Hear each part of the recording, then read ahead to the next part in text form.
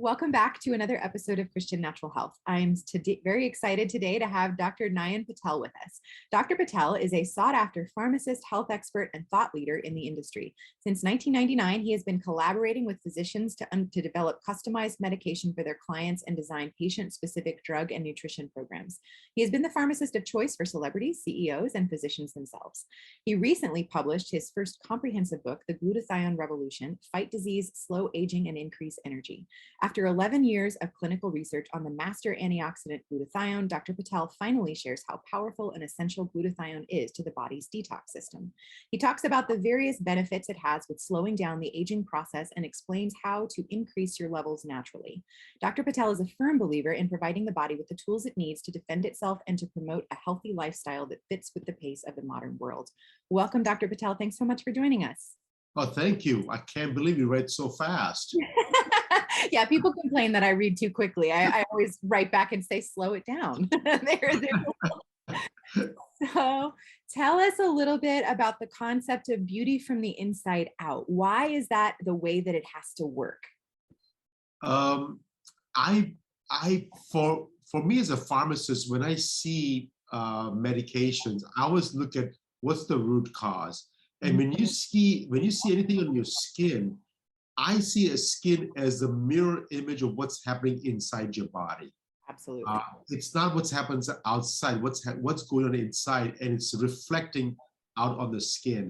So if you try to treat the skin superficially from outside, I think we're missing a big boat what's happening inside the body. And that's what I truly believe the beauty needs to be inside out. Physically as well as emotionally, right? Because emotionally you want to feel good before you look good, and even physically you want to be clean inside for your body or for your skin to reflect that you're clean from outside. Exactly. Otherwise, you're essentially playing whack-a-mole, right? You're like kind of suppressing something and it just keeps popping up somewhere else, for sure. Absolutely. So, and specifically, let's talk about the gut and the skin. So tell us about that connection. So, we all know about gut health we think the brain is the mastermind for the whole body, but the whole immune response, the whole body functions on your gut. Everything stems from the gut, right? The highest number of bacteria is in your gut. If the gut lining is somehow distorted or there's a gap in the gut lining, we know how much haywire they can bring to a human body in terms of inflammation and sensitivities, allergies, food sensitivities, and all kinds of things. And they'll eventually reflect on the skin. And so for me, I want to make sure that if there's a way to heal the gut, seal the gut, and make the gut completely impervious of any foreign objects, or nothing gets leaked out of that one, there's a very good chance that not only we can reduce inflammation and your skin better, but your overall health can be better as well. Yeah. And so that's what I'm trying to propose is how can we do that? I know beauty is great and people will do anything for beauty. So if I can connect the beauty to gut health, I can address not just the beauty, but I can address all kinds of metabolic disorders as well. All the rest of it, absolutely. Particularly if you end up having lots of clients from Hollywood, certainly that's going to be a really big stress. The stress is a big thing, and I know I have plenty of clients, my CEOs and my celebrities, because they have access to everything, but at the same time, what they don't have access to is more than 24 hours a day. Yeah, sure, for sure. Absolutely. So they are beating against time all the time, and what ends up happening is that they are compromising their own health, even though they have all organic fruits and vegetables, they have access to every single thing in the world, but they don't have time to do that. Absolutely makes sense. So kind of nailing it down a little bit. So if somebody comes to you and they have eczema or they have acne or they have some kind of dermatitis, where do you go first in terms of how to address that? What's your thought process there? So my thought process, when you're talking about immune system conditions, right? Yeah. So the first thing we have known this for, I don't know how many decades, but we have known that when the immune system is down, the number one product that your body needs is glutathione to build the immune system. It's not the vitamin C, it's not the vitamin E, or none of those other antioxidants that we consume from those magic fruits and the magic fruits that we get from the environment. It's what's inside of our body, right? Inside our body, our body produces this protein, glutathione, that addresses not just the oxidative stress coming from the electrons like sunlight, but also the oxidative stress that is created from our own body's immune response. And so our immune system needs to be beefed up, so to speak, and we need glutathione to be optimized. Of course, we can eat all the fruits and vegetables that we need to increase our cysteine, glutamine, glycine type of molecule to increase the glutathione level. And of course, people have gone to naturopath doctors to get the IV pushes and some liposomal forms of glutathione, but none of them actually increased intracellular levels of glutathione other than what you can get from other amino acids. So my thing is, if I have conditions like eczema, psoriasis, anything that is related to autoimmune, I don't try to treat superficially with steroids. I want to go back and see, can I beef up the immune system? And so my go-to medicine has always been the glutathione. Is, can I optimize that first? And if I get that optimized and the symptoms are gone, they're gone for a very long time. They're not just gone for a couple of days. And so I have been working with a lot of physicians in this arena, and we had, of course, I'm going to give myself a shameless plug over here. Our research and our technology that we developed is actually increasing the intracellular levels of glutathione, and that's what, when we see that, hey, if the patient comes in, I understand that we're talking about skin conditions important, but any autoimmune conditions, if you can increase the immunity of individual and give the control back to your body to take care of its own problems, I believe that we have a fighting chance of reducing the problem, not just the eczema and psoriasis superficially, but a lot more other conditions that are brewed up inside your body. Absolutely. So can you give us a quick layman's definition of oxidative stress, antioxidants? What is that whole picture all about? Oh boy. Okay. So that's a big question. I know. Layman's term. So the example I always give is like when you go out in sun, right? And everybody has different degrees of how soon they will get burned. I get burned in about 35 to 40 minutes. And I have some friends, they get burned in 5 minutes. So everybody's different. Right. And so once you get burned, what it is your body's ability to basically neutralize the free radicals that are produced from the sunlight. So, and once those glutathione reserves are gone, now any excess sunlight, you're just burning your skin, right? And eventually that skin burns off, and then you get, oh my God, ow, ow, ow, ow, ow, I gotta do something about it, right? So to me, that is an oxidative stress, physical oxidative stress that is created because of exposure to sun. Similarly, you can get same kind of stress that is developed when you get exposed to chemicals and pollution. But keep in mind, our body has millions and millions of chemical reactions happening every single second. Those chemical reactions is going to have a byproduct. There's no perfect reaction in the world. Every chemical reaction is going to have a byproduct. That byproduct is what we call is toxic, or it's just a waste. That waste is creating stress to your body. We call that as oxidative stress because it's the process of a chemical reaction that is increasing stress to our body. So, and it's unavoidable, right? Do we need the stress? Absolutely need the stress, because the stress keeps his body functioning all the time. But the problem is when the stress gets overwhelming and your body cannot respond to the needs to neutralize this thing, that's when we have net increase in the stress that causes the metabolic disorders. Like we don't get diabetes at the age of 20. Well, I should take it back. We are getting to it at 20 right now, but now, it's not supposed to be happening at this early age because of diet and exercise and everything.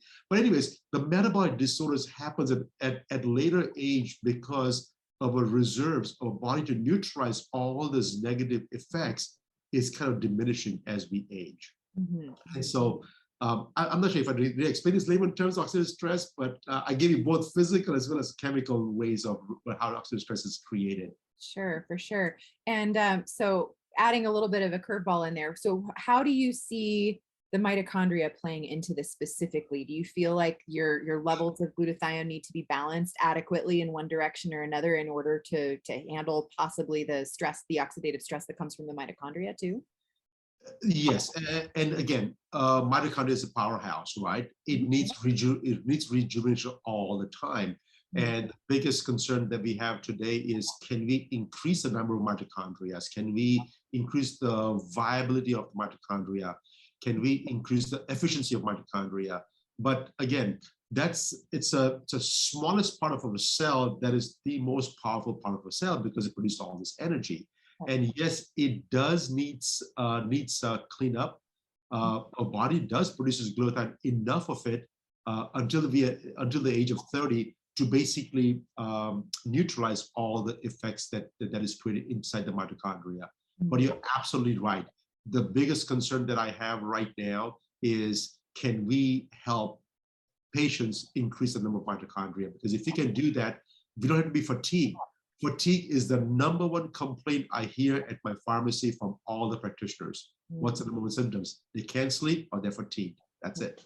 Yeah, absolutely. So, and then your focus on trying to increase the glutathione, then essentially what you're talking about, I think, and correct me if I'm wrong, is that you're trying to support the body's ability to heal itself and not necessarily so much worrying about where did the individual insult come from. We're just going to strengthen the body's ability to throw it off. Is that right?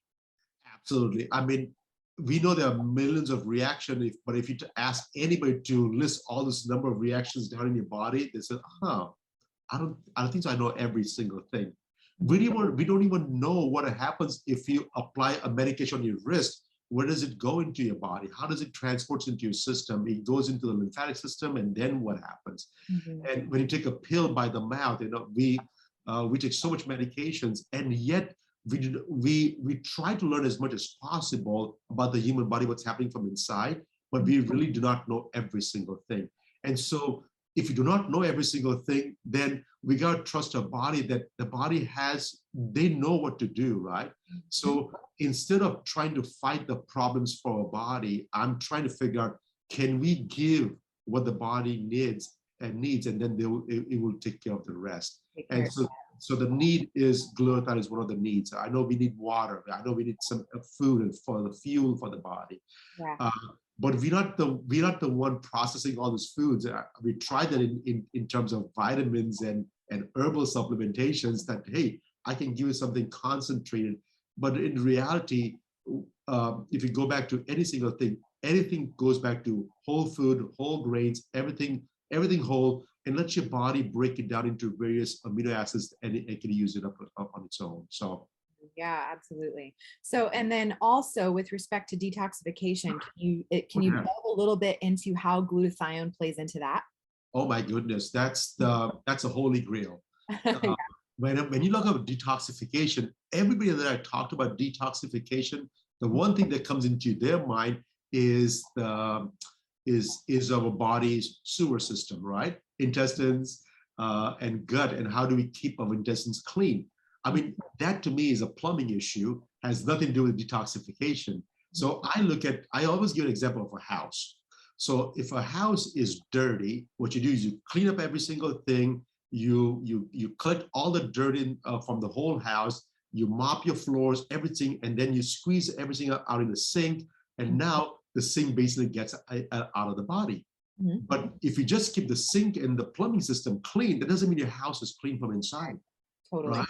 So I need to make sure, what does it need to keep the house for a body clean from inside? So the two things that is the most important part is we have electrons, positively charged or negatively charged electrons in our body that is roaming around causing haywire, that needs to be neutralized. And the second part is we have unknown metabolites, which are well, not unknown, but they're known, but they are unwanted metabolites in our body that needs to be sequestered and basically removed from the body. So both of these issues can be addressed by one drug, or one molecule, which is glutathione. Glutathione has a thiol group that can expense itself out and take the negative charge electrons and neutralize the problem. At the same time, the glutathione has the ability to conjugate or attach to fat-soluble molecules like pesticides and fertilizers and solvents, and basically get them neutralized or make them water soluble, so either you can pee them out or you can dump into the intestines and you can poop it out. So either way, glutathione can help as an ongoing detox all the time.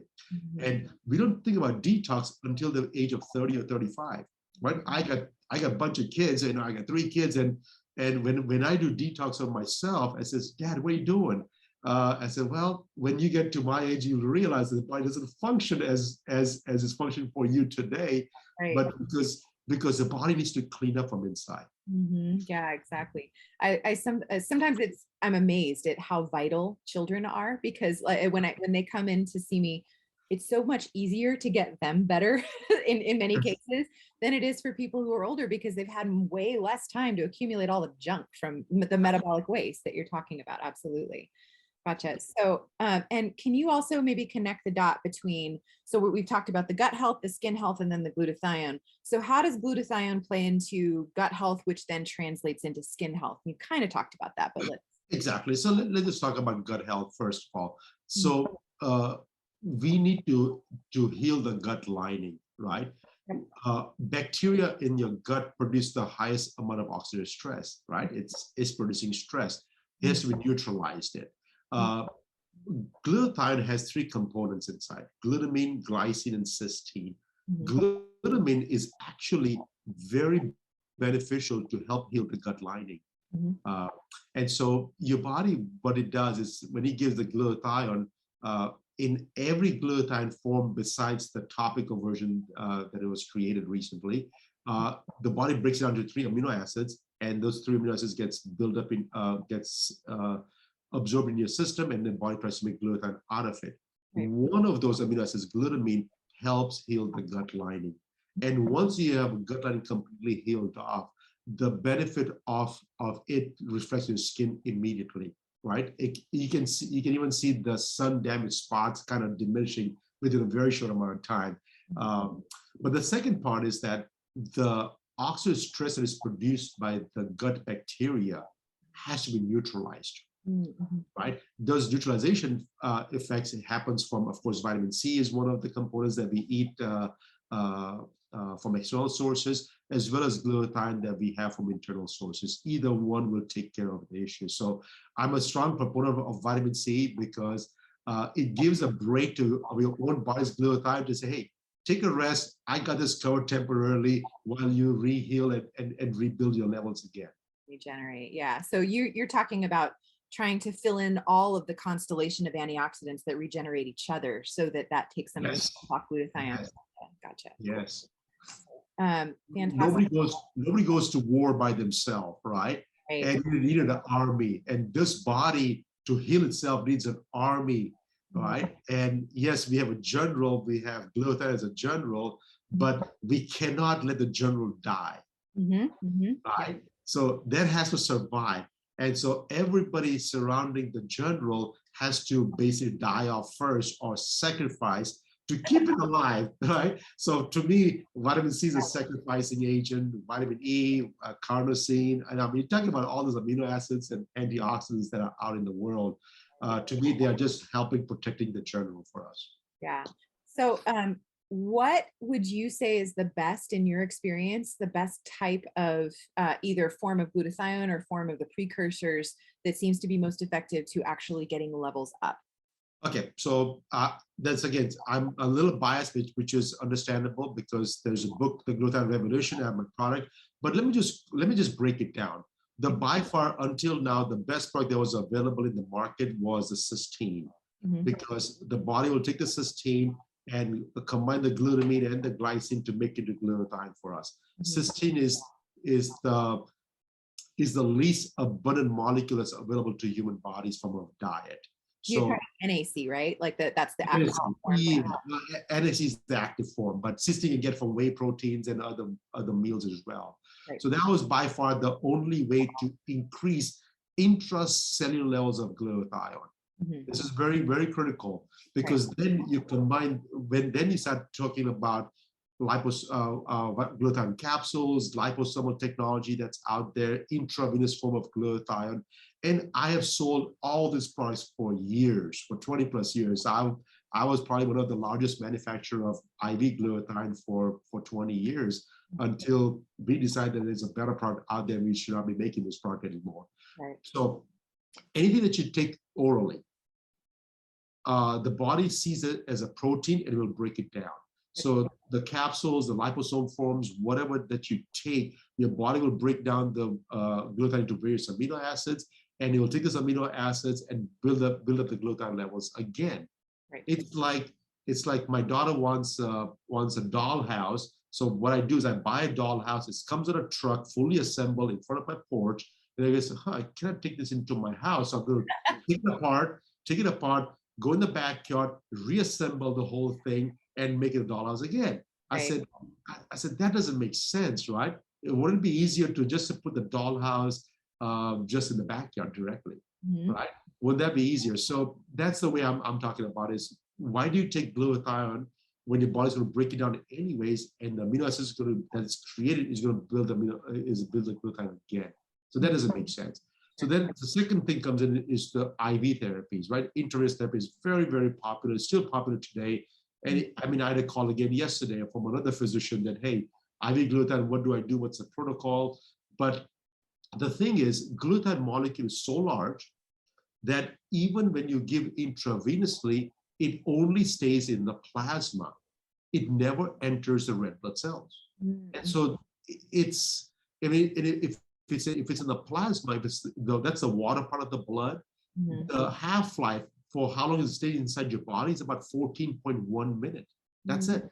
Wow. So even though you give a big, huge dose of glutathione, in 14 minutes, your urine is probably going to be the most expensive urine that's out there, because it's all glutathione in there, right?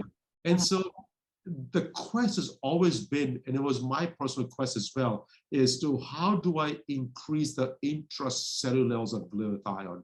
So when we first discovered the technology back, 2007 or 8 or 9, somewhere in that era, 13, 14 years ago, when we discovered this technology to not just to get the glutathione small enough, but then transfer through your skin into your bloodstream, because wow, this was amazing. So as a pharmacist, I thought my job was done, and I said, I'll give it to the doctors and they will take care of it from here. And later I found out, I said, no, you gotta make this thing all the way through, it's your product. Now you gotta figure out everything that you can do with this product. I said, so now for the last 12 years, that's all I've been doing, is trying to figure out, is this molecule actually getting to the red blood cells? And if it does, can I measure the levels in the bloodstream? The answer is yes. How long does it stay in the body? We are doing the testings for that as well. What does it do, right? And so all these years, I've been studying all this part, and that's what the book came out, the Glutathione Revolution, because we saw so much data coming to us from the physician. And so all these products that are out there as of today, I believe that NAC is probably the second best product out there. And the top product to increase the glutathione level would be the glutaril that we have created. Gotcha. But again, that's just me biased, and I hope that I'll change people's view once the human trials that are undergoing right now gets published in the very near future. Awesome. So when somebody comes to you and they've got, skin, gut, all these various things going on, is your first step to check and see where their glutathione levels are, like on regular blood work, or what do you do in order to assess the levels before you? So we have assessed, well, not we, when I say we, it's my physician partners. We work with probably over 500 to 1,000 physicians at this point. And my doctors that we work with, they have measured countless patients for the glutathione levels, and not even one patient has low normal or even close to low normal levels of glutathione. They literally have zero. The glutathione levels between 500 to 1,000 millimoles per liter is the normal range of glutathione. Uh-huh. When people have these conditions, people have chronic infections, autoimmune conditions, their levels are under 50. Wow. Yeah. And so, you can waste $60, $100 on testing for glutathione levels, or Yeah. just use the product because it's for the same amount of money. You can use it for 30 days and you'll find out if there's a difference in your life immediately. Yeah. Yeah. Absolutely. Fascinating. So, what have I not asked you that you want to make sure you leave with our audience? This is one of those interviews where you see that the the interviewer is very knowledgeable and they have covered all the corners. I feel that way, that you have asked me every question that's out there about glutathione. Mhm. And so I feel confident that I think I've answered all the things that your audience wants to know at this point, because it's very comprehensive. I interview all the time with other people, and if most of them are not physicians, and Mhm. so and then at the end they always have to ask me, so what's the difference between the three products that are out in the market today? But you already addressed those questions, so that's always a question that's never been asked. Gotcha. Fantastic. So, where can people go to find out more about you? Oh, wow. Okay. So I have a website. It's aurowellness.com, AURO wellness.com. And I try to get the website comprehensive enough to make sure that I have a weekly blog articles coming out. If I read something, if I test something, I'll let all the viewers know. That website also has my book, has my contact information. They can get hold of me through through the one website. And of course, I believe my marketing team, I have a very small marketing team, has also me on social media for that same reasons as well. So LinkedIn or Instagram or all those places to have it as well. On there. Awesome. Well, I will link to that in the show notes. And thank you so much for your time and your wisdom, Dr. Patel. Really appreciate it. Appreciate being here today. Thank you. Thank you. Are you looking for a holistically minded healthcare practitioner who truly treats root cause rather than symptom suppression? Unfortunately, even in the alternative healing professions, this isn't a given. That's why I've created wholehealthdoctor.com, a resource to help connect patients to healthcare practitioners in their area who share a root cause philosophy. Alternatively, most of the practitioners listed also practice telehealth. So if there isn't anyone local to you, you can still find a great practitioner to help you regain optimal health. Go to wholehealthdoctor.com. That's wholehealthdr.com. Type in your location or just the specialty that you're looking for and find the practitioner who's right for you.